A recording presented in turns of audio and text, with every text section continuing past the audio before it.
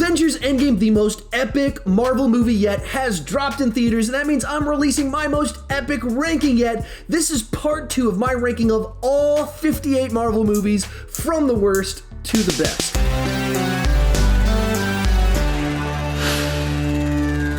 Hi, my name is Sean, and this is part 2 of a 3-part series where I'm ranking all 58 Marvel movies from all continuities, from the worst to the best. A couple of days ago, I dropped my bottom 18 ranking of the worst Marvel movies. In a couple of days, I'm going to drop my pick for the 20 best. Today, we're talking about that middle section, and we're going to disagree a lot. With that in mind, go ahead and share your picks for the middle Marvel movies down below in the comment section. My list isn't the right list, it's just my list, and I would love to see your picks. Before we get started, this video is brought to you by Audible. Get a free audiobook download of your choice and a 30-day free trial at audibletrial.com/Sean Chandler. Over 180,000 titles to choose from for your iPhone, your Android, Kindle, or MP3 player. I recommend checking out Slugfest. It's a book telling the 50-plus year history of the rivalry between Marvel and DC. You can listen to Slugfest or whatever other book you want to check out at that link down below in the description, audibletrial.com/Sean Chandler. Now let's continue with our ranking. Kicking off our top 40 is Spider-Man 3. After the wild success of the first 2 Spider-Man movies from Sam Raimi, they tried to replicate the success of those films, and you certainly saw diminishing returns. The studio pushed Sam Raimi to include Venom, and he openly has stated he did not want to do the Venom storyline, and it shows. And that forcing things into the story is what this whole movie kind of feels like. They force in kind of this retcon of the death of Uncle Ben. They shoehorn in drama between Peter and Mary Jane, and none of it has the same results as you got from those first 2 films. Add to that, some of the special effects do not hold up well at all. They tried some things that the technology just wasn't there to pull it off quite right. And then the moments with symbiont Peter Parker are some of the most embarrassing of the entire franchise. At the same time, the movie still has a bit of that spark of the Raimi magic from those first 2 films. While there's still some massive missteps, some really bad ideas, and some things executed very poorly, there are some things that actually do work and hit the right emotional notes. Coming in at number 39 is Fantastic Four 2005. For the most part, these Fantastic Four movies are pretty lightweight comic book movies, but I don't think this one particularly embarrasses itself. It just doesn't do anything particularly exciting either.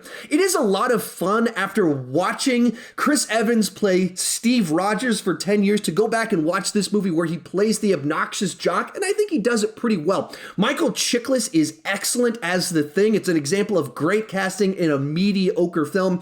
At the same time, Jessica Alba is bizarre casting. She does not fit this role at all. When it comes to this movie, I feel like if this was a TV pilot, people would have received it really well and only had positive things to say about it. But it's not a TV pilot, it's a movie, and it doesn't really deliver what you expect from a blockbuster. Then we've got Iron Man 2. This is an early example of growing pains for the Marvel Cinematic Universe. This is only the 3rd film in the franchise, and they were figuring out how to tell a standalone story while setting up future films, and the mix, I don't think, works very well here. The cast is still fantastic, even some of the new additions, of course, Scarlett Johansson, but I also think Sam Rockwell as Justin Hammer does a really fine job in the film. But there's too much going on inside of this film so that none of it is done proper justice. It feels a little bit like they were walking down the hallway with 2 totally different scripts for an Iron Man 2, tripped and fell, scrambled up all the pages and went, yeah, let's just do all of it. When you have this many plot lines going on, they start choking each other out because none of them can be developed. This is even a movie that's very light on action. The first action sequence is about 30 minutes into it at the race scene. About 30 minutes after that, you have Rhodey and Iron Man duking it out at a party. And then you have the climax. That's all the action in this entire film. This movie's a perfect example of how good ideas, great cast, and a great director still require a good script in order to make a great film. And number Number 37 is Guardians of the Galaxy Volume 2. Without question, in all the time that I've had my YouTube channel, the opinion that has received the most hate and negative feedback is my take on Guardians of the Galaxy Volume 2. I totally understand why some of you love it for the character interactions, because there's some really funny stuff in there and some great character arcs for some of the characters, especially Yondu. I totally understand how some of you very much appreciate that it's a more character-driven study in diving into kind of this idea of adopted families and where we find family outside of biology. There's a lot of interesting ideas here. But for me, it did not come together to make a cohesive film that I enjoy. I've seen the movie about 6 times now, and every time I rewatch it, I kind of like it a little bit less. The humor feels more forced to me, the tone feels more uneven, and the plot lines don't converge properly to a story that actually engages me and pulls me in. While there are elements to this film that I thoroughly enjoy, and it absolutely makes me laugh at certain points in time, the actual story of this film, I'm pretty sure, is my least favorite story in the entire MCU. Number 36 is Punisher Warzone. This is a movie that every time I watch it, I want to like it more than I actually do. There's a central plot line in here about Frank Castle accidentally killing an undercover police officer, which creates a very interesting, grounded story arc for Frank in this film. But that doesn't mesh well with the exploitive, over-the-top action inside of the film. The Frank sequences, especially with the widowed wife, are grounded, realistic, very somber, and then it cuts to Jigsaw, who's full-blown camp inside of this film. You can feel the movie struggling with itself to decide, does it want to be a serious film, or does it want to go full pedal-to-the-metal, insane Punisher movie? Both of them kind of work in their own rights, but they don't work right next to each other. The movie's also a little bit light on action. It's got a great opening sequence and a fantastic closing sequence, but right there in the middle, it slows down quite a bit for a movie about Frank Castle shooting people in the face.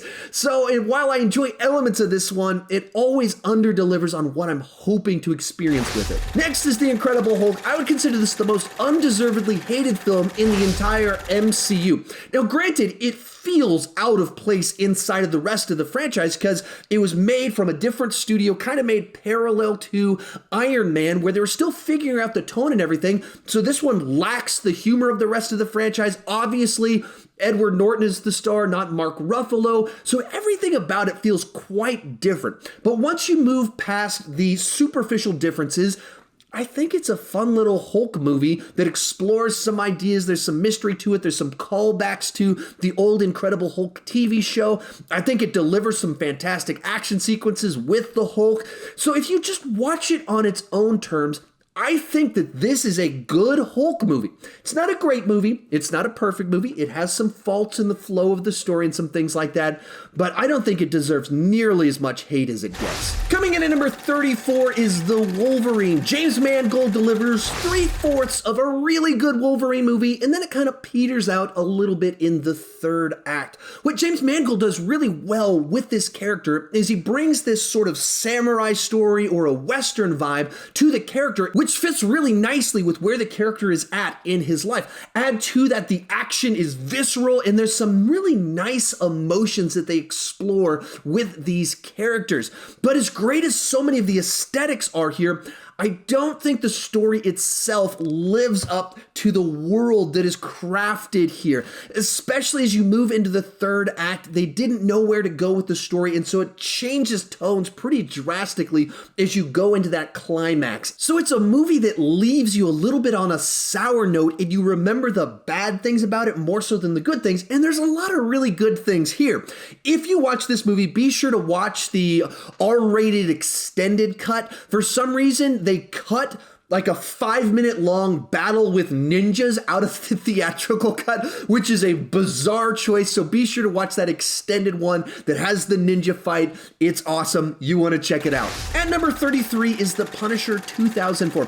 I think that this is a solid B movie, which is what it's trying to be. The director was setting out to make a throwback action movie, calling back to the films of the 70s that he enjoyed. It's not trying to be a big slam bang 80s and 90s action movie.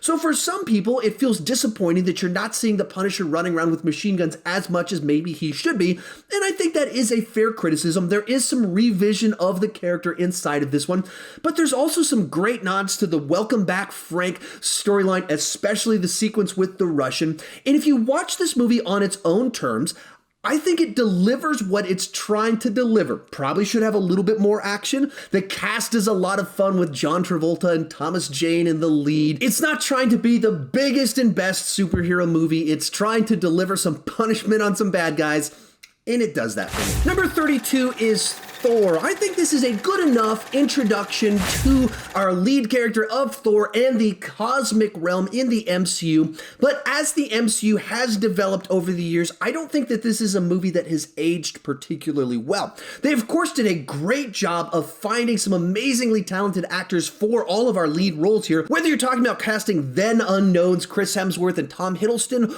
or getting the big guns and Anthony Hopkins and Rene Russo, they filled it with great actors. But you watch some of the performances from Chris Hemsworth in this movie, or even Tom Hiddleston, clearly they're still figuring out these roles. Now, Kenneth Branagh knows how to kind of evoke this sense of grandeur because he has a long history of working on Shakespearean stories, and he brings that to this film.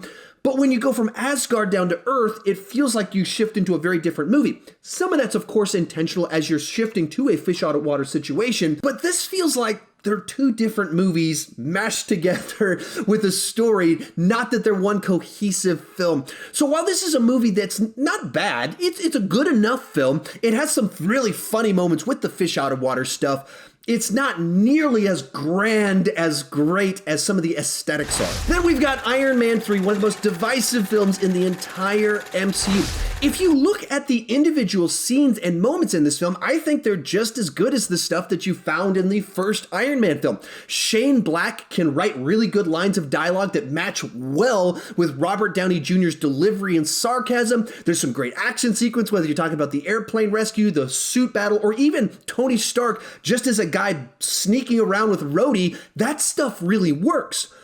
The problem with the film is that it's a whole bunch of bait and switch situations. Whether you're talking about the Mandarin twist, which the movie baits you with the idea of, hey, the Mandarin's going to be in this, and even as you're watching it, even if you're not a comic book fan, you're teased this big terrorist villain guy only to have a bait and switch, which leaves you feeling disappointed. But beyond that, the movie ends with this big revelation that he's retiring as Iron Man. It baits you with that, and you go, oh, that's really cool, this movie matters. And it's immediately undone with Age of Ultron. And so it's a movie that, in general, leaves you on a lot of bad notes. You feel like you were given one thing and then it was taken back, and none of the stuff really matters, even though there are some actually really good elements inside of this film. Bringing us into the top 30 is The Amazing Spider-Man. I think this is another film that is overly hated.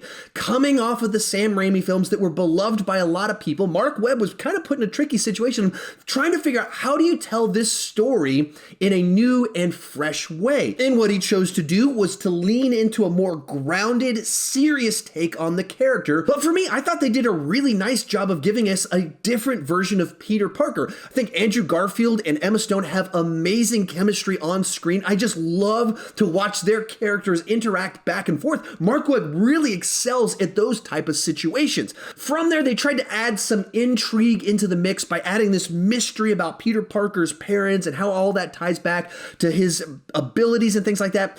And I don't think anybody wants that. That's a layer of complexity that just convolutes the storyline and kind of makes it less interesting to me. So while I do enjoy this movie from beginning to end, it's a film that kind of feels underwhelming because they never figured out the right way to distinguish themselves in a way that added to the mythology in a way that was actually palatable. Coming in at number 29 is Avengers Age of Ultron. This is one of the more frustrating films on this list as it aims to hit a home run and it only really gets a double. It's got some fantastic action sequences in it. The themes and emotions, I think, are a lot richer than the original Avengers films, but it also has quite a few story problems along the way. This is another example of a film that has too many things going on, too many characters, and it's rushing between all of these plot points so fast that it never pauses to explain one before going on to the next one. Like even the creation of Ultron in the film feels incredibly rushed. There's just a little bit of dialogue between Stark and Banner,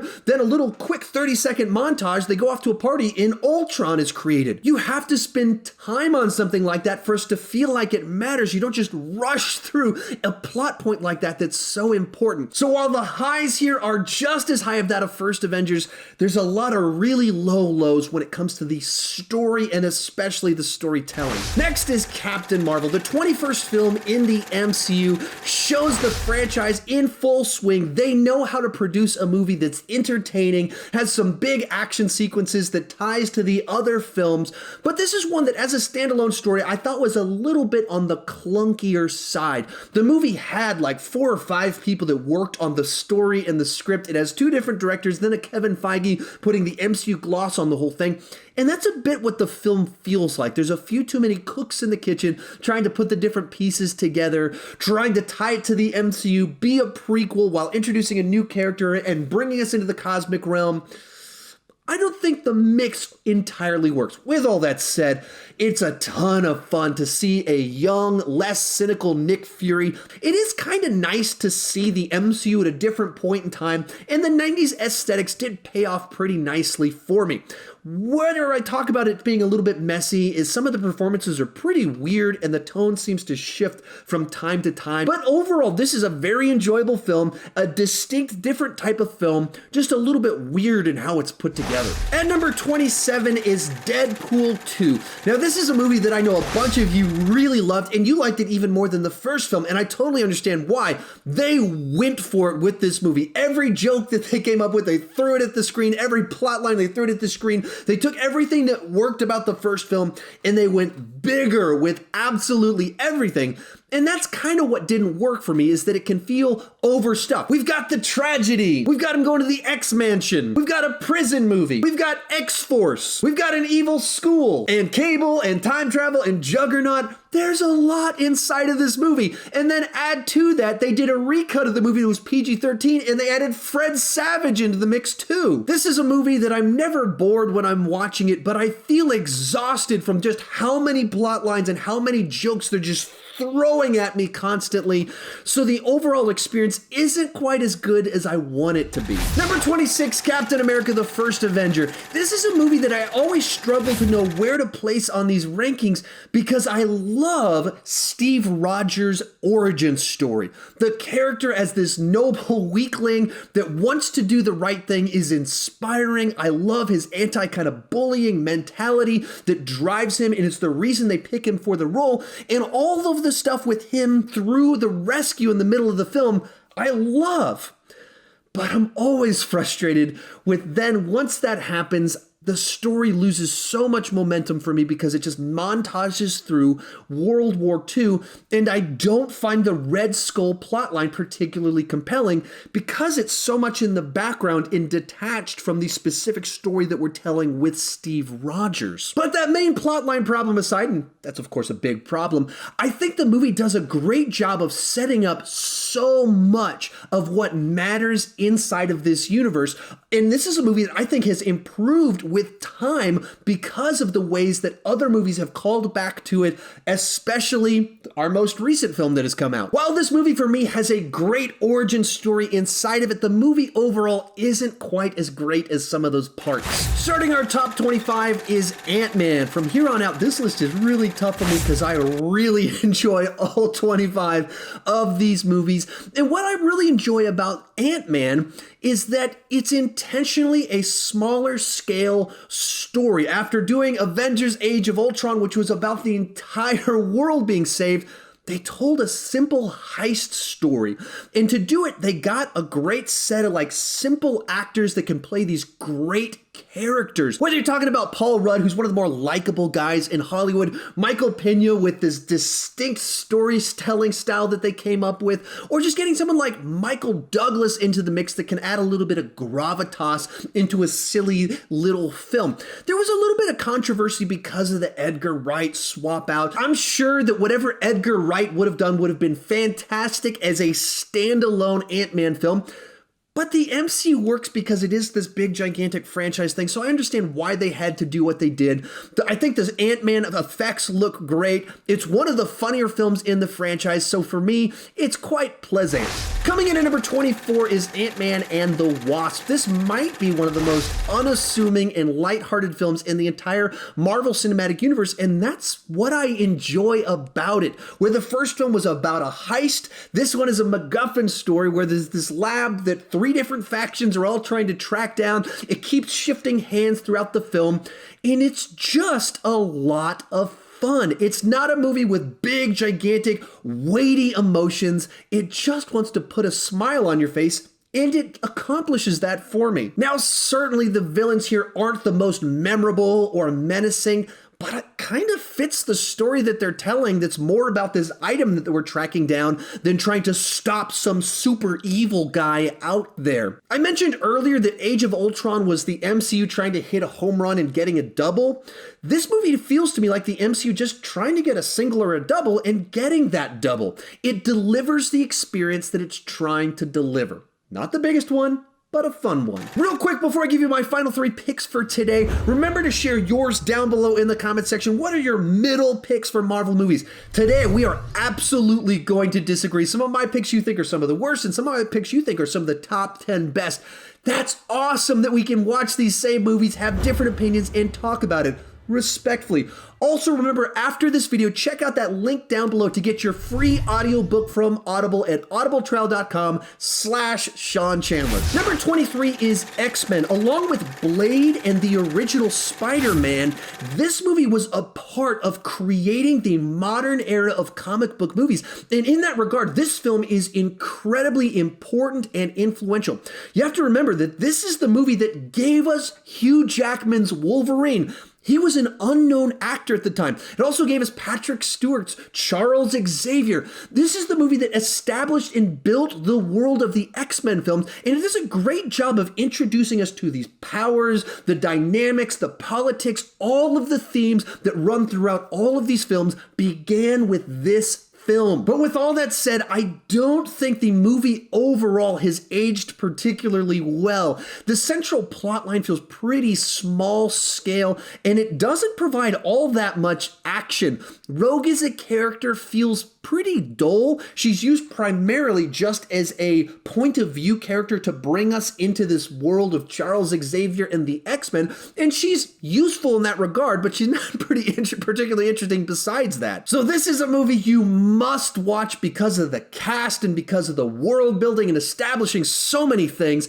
The specific story itself, pretty forgettable. Then we've got Doctor Strange. I consider this film to be one of the best and the worst examples of the Marvel formula and template in action. What I mean by that is that this is a movie taking a very strange character with this weird world, and it makes it very palatable for a general audience. It has all the fun, the spectacle, the interesting characters, the witty banter that you expect from an MCU film.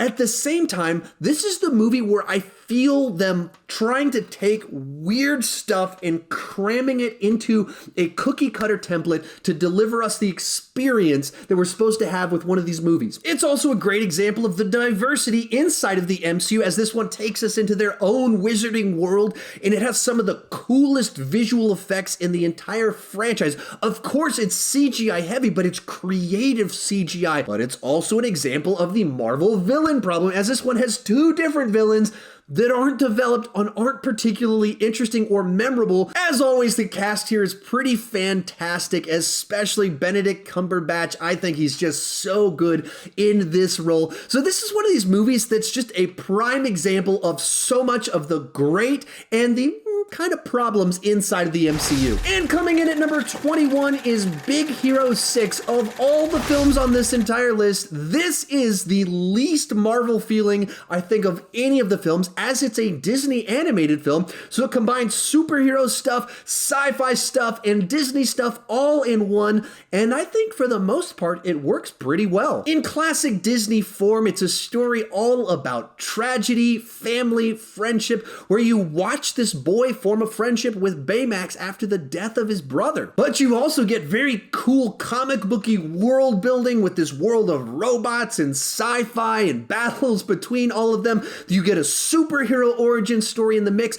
And the villain, I thought, was handled pretty nicely. As you have big villain twist reveals, you start to understand that he's not just this mustache twirling villain. There's a reason for his actions, where he's out for revenge and trying to right a certain wrong. So while he does villainous things, he's not just purely a bad guy. And then, of course, Baymax as a character is just such an absolute delight to see on screen. Such a quirky, weird character with a wonderful sense of humor. So in the end, this movie ends up being one of the most unique films on this entire list. It's not necessarily one that I rewatch all the time, but every time I do watch it, I have a lot of fun with it. Remember to come back Saturday for the conclusion of my most epic ranking yet, or if you're watching in the future, you can check it out right over there. Also, get your free audiobook at audibletrial.com/Sean Chandler, or at that link down below in the description. Thank you so much for watching, and keep talking movies too much.